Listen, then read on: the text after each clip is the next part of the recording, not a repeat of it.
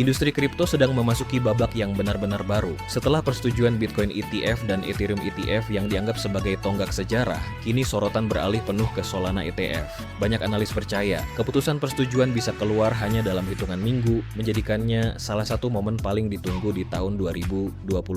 Namun ada hal yang membuat Solana ETF jauh lebih menarik dibanding produk serupa. Tidak hanya membuka jalan masuk bagi modal institusional skala besar, ETF ini juga berpotensi menghadirkan fitur staking dengan yield tinggi, sekitar 5% per tahun. Fitur ini belum pernah ditawarkan di ETF kripto sebelumnya. Bayangkan, bagi institusi keuangan yang terbiasa dengan yield rendah dari obligasi atau instrumen pendapatan tetap, peluang untuk menggabungkan potensi apresiasi harga Solana sekaligus pendapatan pasif yang konsisten adalah kombinasi yang sangat langka. Inilah yang membuat banyak pihak menyebut Solana ETF sebagai game changer yang bisa mengubah lanskap investasi kripto secara permanen. Saat ini, perhatian industri kripto global sedang tertuju pada perkembangan Solana ETF di Amerika Serikat. Beberapa nama besar di dunia keuangan tradisional, Franklin Templeton, Fidelity, Grayscale, hingga VanEck telah mengajukan dokumen resmi ke Securities and Exchange Commission atau SEC. Tidak hanya sekadar mengajukan, mereka bahkan diminta untuk mengamandemen aplikasi mereka, sebuah tanda yang jarang terjadi bila regulator tidak benar-benar serius mempertimbangkannya. Sinyal ini ditafsirkan oleh banyak analis sebagai bukti bahwa SEC mulai lebih terbuka, bukan hanya pada Bitcoin atau Ethereum, tetapi juga pada Solana sebagai aset digital utama.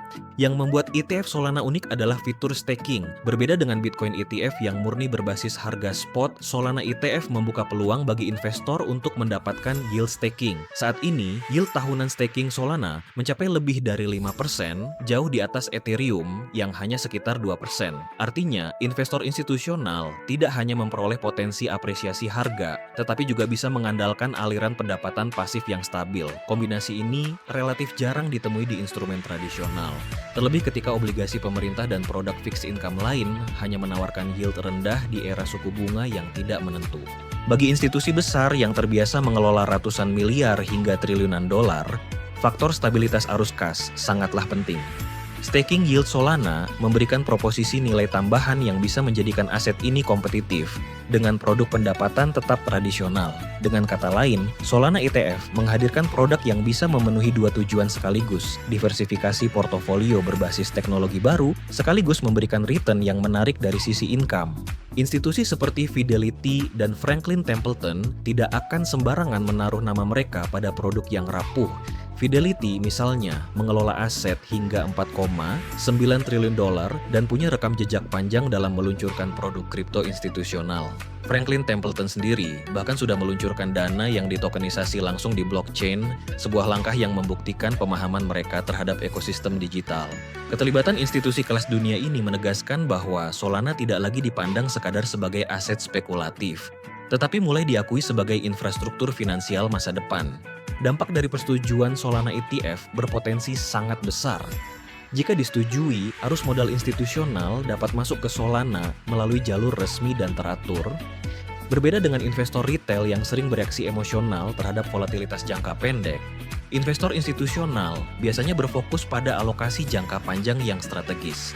Mereka tidak mudah panic sell, melainkan menambah posisi secara bertahap. Hal ini dapat menciptakan basis harga yang lebih stabil, sekaligus mengurangi volatilitas ekstrem yang sering terjadi di pasar kripto. Lebih jauh lagi, persetujuan Solana ETF bisa menjadi pintu pembuka untuk altcoin ETF lainnya. Jika regulator bersedia meloloskan produk ini, besar kemungkinan aplikasi ETF untuk XRP, ADA, Litecoin, bahkan Dogecoin akan mendapat peluang lebih besar untuk diterima. Dengan kata lain, Solana bisa menjadi katalis dimulainya institutional altcoin season, di mana modal besar tidak hanya fokus pada Bitcoin dan Ethereum, tetapi juga menyebar ke aset kripto dengan fundamental kuat lainnya. Namun di balik peluang yang besar, tentu ada risiko yang tidak boleh diabaikan. Regulasi masih menjadi faktor utama. Perubahan politik di Amerika Serikat bisa mengubah sikap SEC dengan cepat, apalagi jika terjadi pergantian kepemimpinan. Selain itu, status hukum Solana apakah diperlakukan sebagai komoditas atau sekuritas masih belum sepenuhnya jelas. Dari sisi teknis, Solana memang sudah jauh lebih stabil dibanding beberapa tahun lalu.